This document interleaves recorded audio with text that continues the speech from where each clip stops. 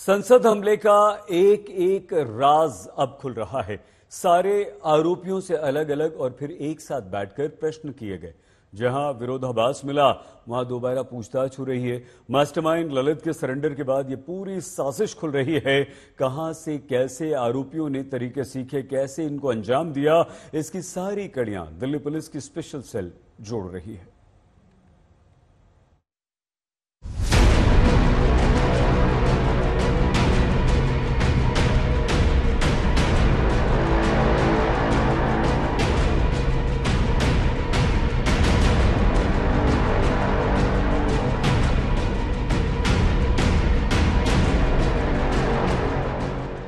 संसद में घुसपैठ कांड की हर कड़ी को पुलिस जोड़ रही है।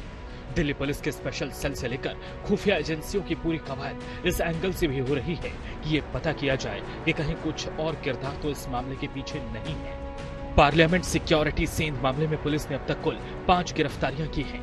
इसके अलावा पुलिस ने महेश और कैलाश को हिरासत में लिया है। इनमें से महेश की गिरफ्तारी हो सकती है, जिसने ललित को अपने ठिकाने पर छुपाया। गिरफ्तार 5 आरोपी पुलिस की 7 दिन की रिमांड पर हैं। डीसीपी स्तर के अधिकारी पूछताछ में जुटे हैं। 5 आरोपियों को आमने सामने बिठाकर पूछताछ की गई। अलग अलग बयान भी दर्ज किए गए।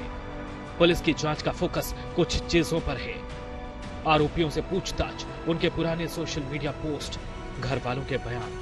पुलिस की जांच के केंद्र में फिलहाल ललित झा है, जो मास्टरमाइंड बताया जा रहा है। उसने गुरुवार को सरेंडर किया था। पूछताछ में ललित ने पुलिस को बताया कि आरोपियों के मोबाइल फोन उसने तोड़कर जलाकर फेंक दिए। हो सकता है कि वो पुलिस को गुमराह कर रहा हो। ललित के कुछ सोशल मीडिया पोस्ट सामने आए हैं। ललित लिखता है कि भारत को आज बम की जरूरत है। अत्याचार, अन्याय और अराजकता के खिलाफ मजबूत आवाज। ललित के सोशल मीडिया को पुलिस खंगाल रही है। कुछ पोस्ट को पुलिस भड़काऊ मान रही है। पुलिस इस मामले में रिक्रिएशन भी करेगी, जिसके लिए उसे पार्लियामेंट के स्पीकर से परमिशन की जरूरत होगी। रिक्रिएशन के मामले में पुलिस प्रक्रिया को फॉलो कर रही है।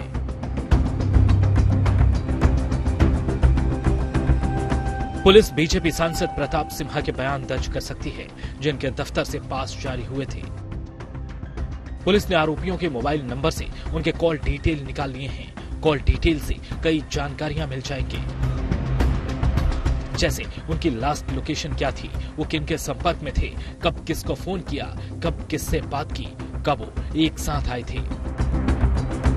पूरी साजिश को सिलसिलेवार समझिए। सबसे पहले फेसबुक पर भगत सिंह फैन क्लब नाम से एक पेज बनाया। इसमें कई लोग जुड़े। इसके बाद एक व्हाट्सएप ग्रुप बनाया गया। इस ग्रुप में भगत सिंह फैन क्लब के चुनिंदा लोग जुड़े। इसी व्हाट्सएप ग्रुप पर साजिश रची गई। एक बार जब सभी आरोपी एक दूसरे के संपर्क में आ गए, तो फिर साजिश का ताना बाना बुना जाने लगा। पहली 1.5 साल पहले मैसूर में, दूसरी कुछ महीने पहले मैसूर में। इन मुलाकातों में तय हो गया कि कुछ बड़ा करना है और सभी साजिश को अंजाम देने में जुट गए। इस दौरान संसद में 2 बार रेकी की गई। संसद के बजट सेशन के दौरान मनोरंजन बेंगलुरु से दिल्ली आया। संसद की पूरी रेकी की, जबकि जुलाई महीने में लखनऊ के सागर ने संसद भवन के बाहर से रेकी की। पुलिस एक एक कड़ी को जोड़ रही है। जल्दी ही ये पूरी साजिश बेनकाब होगी। हिमांशु मिश्रा और अमित भारद्वाज के साथ ब्यूरो रिपोर्ट आज तक।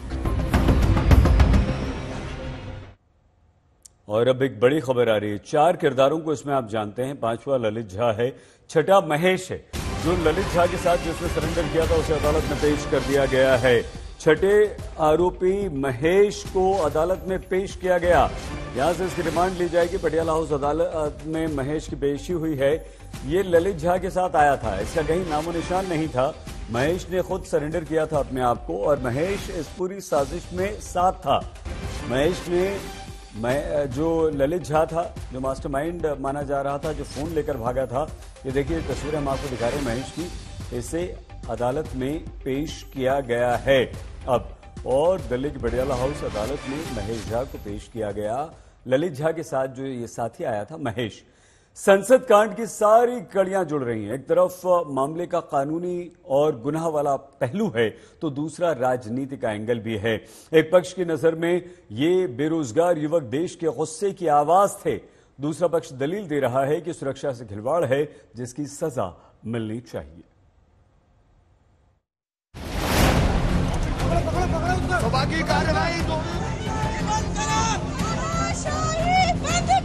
ब्रीच जरूर हुई है, बट इसके पीछे कारण बेरोजगारी है और महंगाई। सिक्योरिटी जो ब्रीच हो गई है, ये गंभीर मामला है।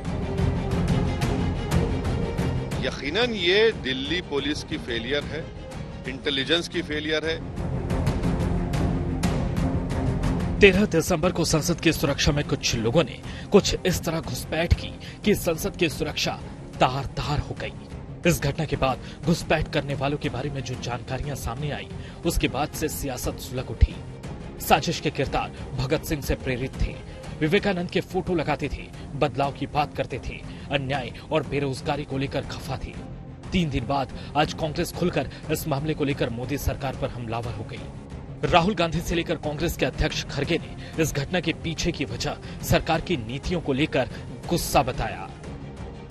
सुरक्षा ब्रीच हुई है, वो है, बट क्यों हुई?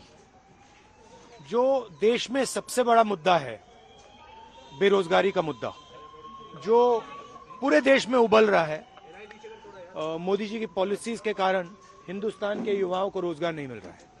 तो ब्रीच जरूर हुई है, बट इसके पीछे कारण बेरोजगारी है और महंगाई है। सिक्योरिटी जो ब्रीच हो गई है, ये गंभीर मामला है और इस पे सरकार ध्यान देना चाहिए। और हम पार्लियामेंट में बार बार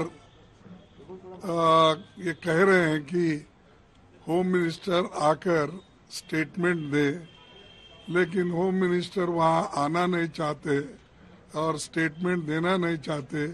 क्यों हुआ, कैसा हुआ, क्या कारण है, इसके बारे में कोई बताना भी नहीं चाहते हैं। बात आगे बढ़ी तो संसद पर हमले में भी हिंदू मुसलमान वाला एंगल आ गया। असदुद्दीन ओवैसी ने सवाल किया कि घुसपैठ करने वाले अगर मुसलमान होते तो क्या होता।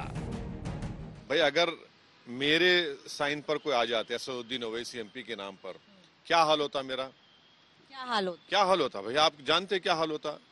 और फिर अगर वो जो 4 उसमें वो उनका नाम अगर अब्दुल होता, क्या होता फिर? ये भी तो देख लीजिए। तो यकीनन ये दिल्ली पुलिस की फेलियर है। हमले के अगले दिन से ही सियासत होने लगी थी। सत्ता पक्ष बिना किसी लाग लपेट की संसद में घुसपैठ करने वालों पर बरस रहा है, लेकिन विपक्ष का क्या रुख है, ये संजय राउत के 2 दिन पहले के बयान से ही साफ हो गया था। मैं उनको टेररिस्ट नहीं कहूंगा, लेकिन अपने मार्ग से भूले भटके हुए लड़के हैं, इस देश के नागरिक है, बच्चे हैं, बेरोजगार है, महंगाई बेरोजगारी के बारे में नारे देते हुए अंदर चले गए। मुझे लगता है ये ठीक नहीं है। इस देश के युवाओं की दिशा बदल रही है, वो निराश है। राहुल और खड़गे के बयान के बाद अब और भी नेता खुलकर कहेंगे कि संसद में घुसपैठ करना सिर्फ विरोध का एक अलग तरीका था और इन लड़कों ने वही हकीकत बयां की जिससे देश गुजर रहा है। लेकिन गृह मंत्री ने आज तक से कहा कि ये संवेदनशील मामला है, इस पर सियासत नहीं होनी चाहिए। देखिए, ये बड़ा गंभीर मसला है और लोकसभा अध्यक्ष जी ने इसका गंभीर संज्ञान लिया है। विपक्ष इस पर राजनीति कर रहा है। मैं ऐसा नहीं कह रहा कि इसमें कहीं ना कहीं कोई चूक नहीं हुई, चूक निश्चित हुई, तभी तो घटना हुई है, परंतु इस पर राजनीति करे। सियासत अपनी जगह है, विपक्ष इस मसले को लेकर सरकार पर हमलावर है। गृह मंत्री के बयान की मांग हो रही है, लेकिन एक सच ये भी है कि इस मामले से जुड़े कुछ और सच, कुछ और खुलासे अभी बाकी हैं। हिमांशु मिश्रा, अरविंद ओझा के साथ अमित भारद्वाज, आज तक।